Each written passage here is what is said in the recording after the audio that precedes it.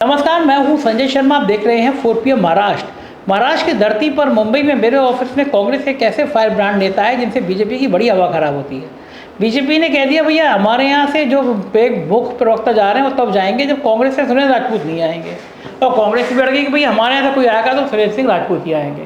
तो सुरेंद्र जी मुंबई में मेरे ऑफिस में आए तो मैंने चाय पी और चाय के बाद मैंने सोचा चलिए गुफ्तगू करते हैं। ज़बरदस्त बातचीत है, सुन के कमेंट करिएगा कैसी लगी बातचीत। बहुत स्वागत है आपका। बहुत धन्यवाद संजय भाई, आपको ये ऑफिस खूब तरक्की दे। थैंक यू भैया। और न्यूज चैनल जो आपका 4PM है वो उत्तर प्रदेश से शुरू होकर के मुंबई तक पहुंच गया है, दुबई पहुंच गया है, अब पूरी दुनिया में पहुंच गया है। क्या बात है। ये हमारी दुआ भी है, शुभकामना भी है। और जो आपने बात कही अभी उसमें कुछ तथ्यात्मक सच्चाइयाँ और हैं। ये मसला किसी चैनल का नहीं था, ये मसला भारतीय जनता पार्टी का था। चैनल से कोई लेना देना नहीं था उस बात का। और भारतीय जनता पार्टी ने ये बदमाशी की थी। सुधांशु त्रिवेदी जी जो है वो भारतीय जनता पार्टी के प्रवक्ता हैं, राज्यसभा सांसद हैं, लखनऊ से हैं। मेरे मित्र भी हैं, नहीं वो मतलब मैं भी जानता हूँ, योगा आपके विश्वविद्यालय में और समय के दौर पे सब रहे। तो वहां पर ये बात थी कि भारतीय जनता पार्टी के लोग जो उनका मीडिया था वो ये कहता था कि अब सुरेंद्र राजपूत को सुधांशु मित्तल से नहीं बहस कराएंगे। सुधांशु मित्तल त्रिवेदी जी से। तो भाई क्यों नहीं कराएंगे? तो बात आई कि क्यों नहीं कराएंगे, हम कुछ वो करते हो। तो वो जो बहस एक बार उन्होंने पहले भी अवॉइड की थी। कारण क्या है, क्यों? अब मुझे ऐसा लगता है कि तर्क शक्ति नहीं होगी। जबकि सुधांशु जी भी लॉजिक तो अच्छे हैं, योग है, वो भी ऐसा नहीं है कि लेकिन हो सकता है सुधांशु जी को तो अपने पर विश्वास हो, लेकिन भाजपा को ना विश्वास हो उन पर। अब घेराबंदी कर लो। हाँ, मतलब आज की डेट में भाजपा के इतने कुकर्म हो गए हैं कि हो सकता है सुधांशु जी भी ना क्या नाम उसको बचा पाए उन कुकर्मों को। तो इसलिए वो डर के भागे। इसीलिए उन्होंने उस चैनल से कहा कि भाई अगर सुरेंद्र राजपूत आएंगे तो हम सुधांशु जी को नहीं भेजेंगे। तो ये बात थी, इसमें चैनल से लेना देना नहीं था। बाकी हाँ, सत्ता समर्थन का जो चैनल है, जितने चैनल्स हैं हम भी जानते हैं, वो चाहे रूबिका का हो, चाहे वो अमन चोपड़ा का हो, चाहे वो क्या नाम वो अर्णव का हो, चाहे वो और तमाम जो चित्रा त्रिपाठी हो, हम खुलेआम कहते हैं तो नाम लेकर के कहते हैं वो। लेकिन ये वाला मुद्दा तो यहाँ भारतीय जनता पार्टी का भगोड़ापन। अच्छा मुझे बताइए कि आपने जो तो नाम भी ले दिए और आप लगातार टीवी चैनलों में जाते रहे हैं, पिछले कुछ सालों से विमर्श कितना खराब हो गया है और कारण क्या है इसका कि ये हिंदू मुसलमान का जो फसाद कराते हैं, टोपी वाले आ जाएंगे, टीका वाले ने, आप तो जब स्टूडियो में जाते होंगे तो जैसे ही कैमरा बंद होता है वही टोपी वाले दाढ़ी वालों को, दाढ़ी वाले टोपी वालों को तुरंत चाय पिला के गले मिलते हैं। तो ये जो सबके सामने ये नाटक होता है लड़ाई का, ये क्यों कराते हैं? उनको क्या लगता है, लोगों पब्लिक को मजा आता है? नहीं, जहर की खेती करके उसकी फसल काटना, ये भारतीय जनता पार्टी का मूल उद्देश्य है। आप देखिए दुनिया में सब जानते हैं कि नशा खराब चीज होती है, लेकिन आजकल सबसे ज्यादा अगर महंगी कोई चीज बिक रही है तो नशा ही बिक रहा है। तो ये नशेड़ी बना रहे हैं एक पूरी की पूरी पौध को, पूरे के पूरे समाज के बड़े हिस्से। किस चीज के? धार्मिक उन्माद के नाम। धर्म जबकि एक करता है, अधर्मी लोग उसको विभेद करते हैं। तो भारतीय जनता पार्टी के जो अधर्मी लोग हैं वो धर्म की सियासत कर रहे हैं, चंदा चोरी करते हैं। आपसे बेहतर कौन जानता है? आप तो रजिस्ट्रियां निकलवा करके लाए थे अयोध्या की मंदिर किया गजब है। राम मंदिर के नाम पे बेईमानी कर ली लोग।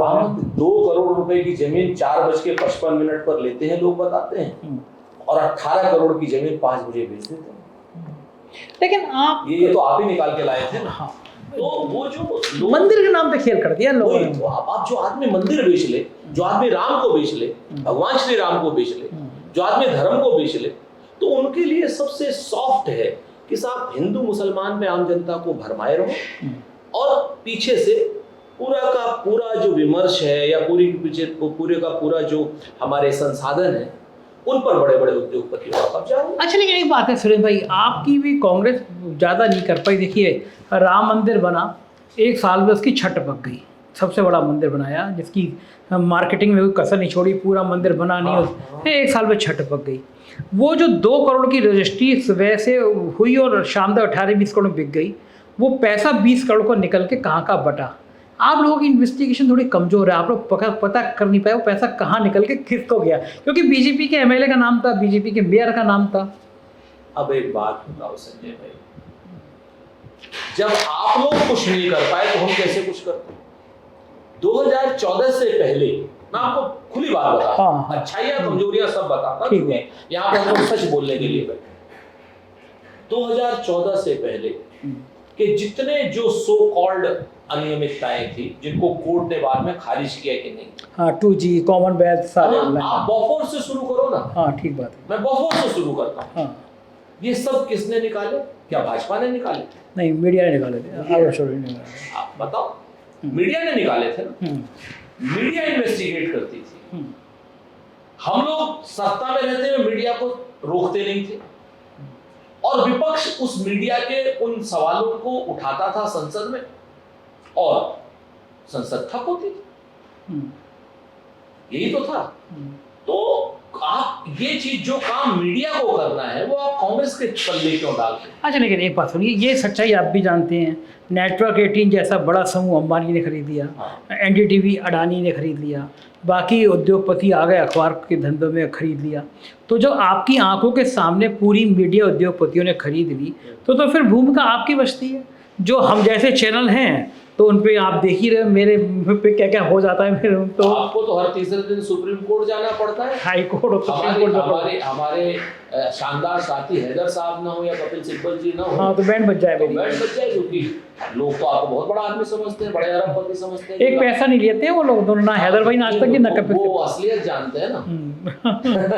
वो बेचारे, मैं तो डर रहा था कपिल सिब्बल जी से। मैंने कहा कि सर फीस, मुझे लगा कि तो करोड़ों में दे तो पाऊंगा नहीं। बोले फीस मेरी बहुत है, मेरी हवा था खराब। मैं कहा जी। बोले फीस मेरी ये है कि मैं तुम्हारा इंटरव्यू करूँगा।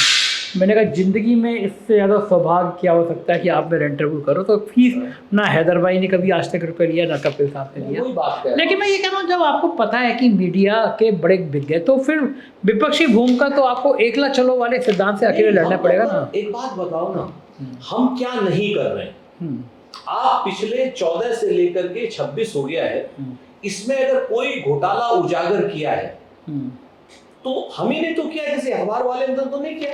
आप बताओ, राफेल का घोटाला किसने उजागर किया?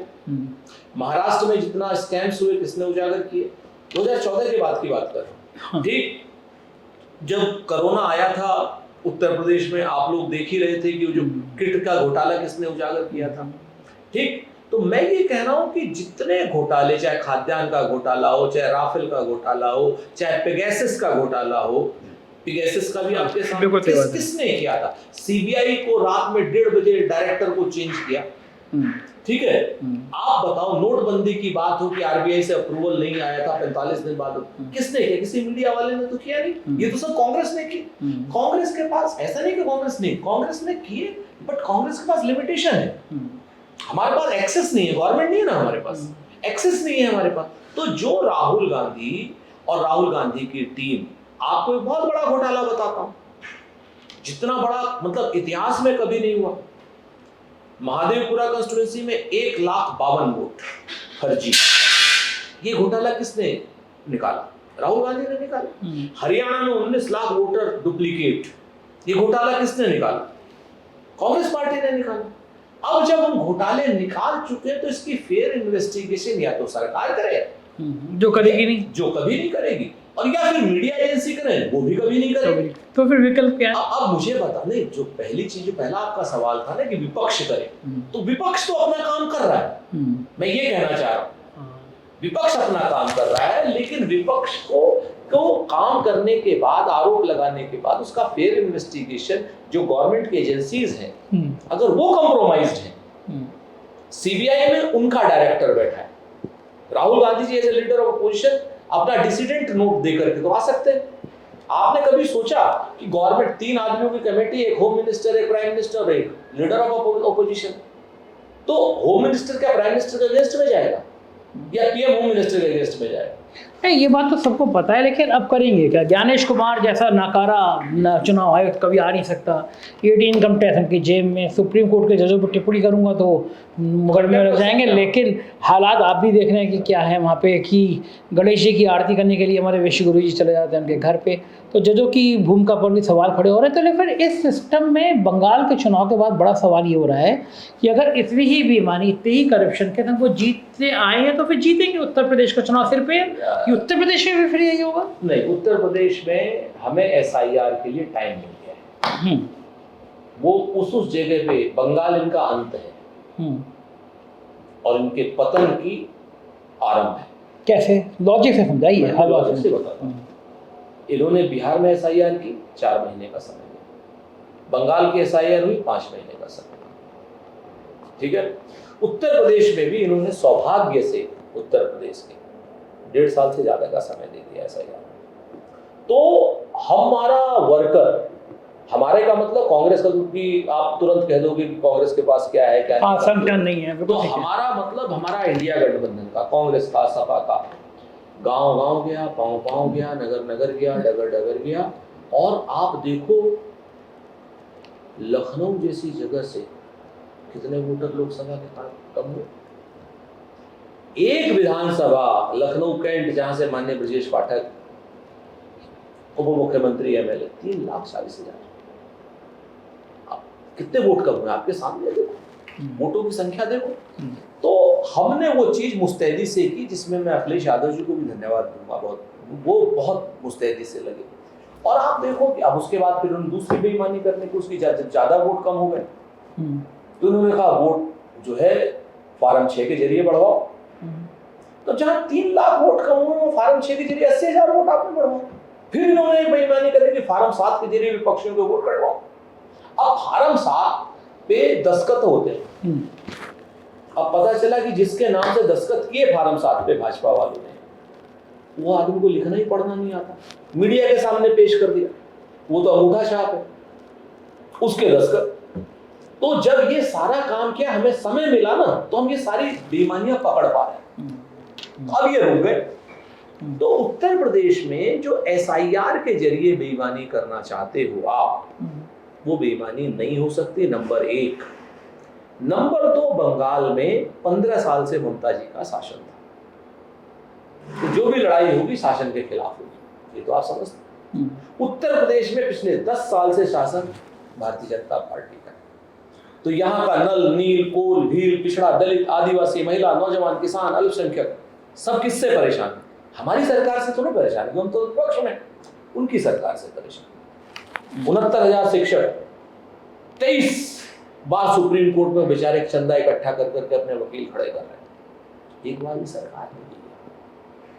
5 लाख पद खाली पड़े हैं उत्तर प्रदेश में, सरकार उनको निकालने की वही नहीं कर रही है। ठीक, आपको बताऊं मैं, दलितों को उत्तर प्रदेश में पेशाब चटवाया जा रहा है, महिलाओं के अपराध में उत्तर प्रदेश नंबर 1 है एनसीआरबी में।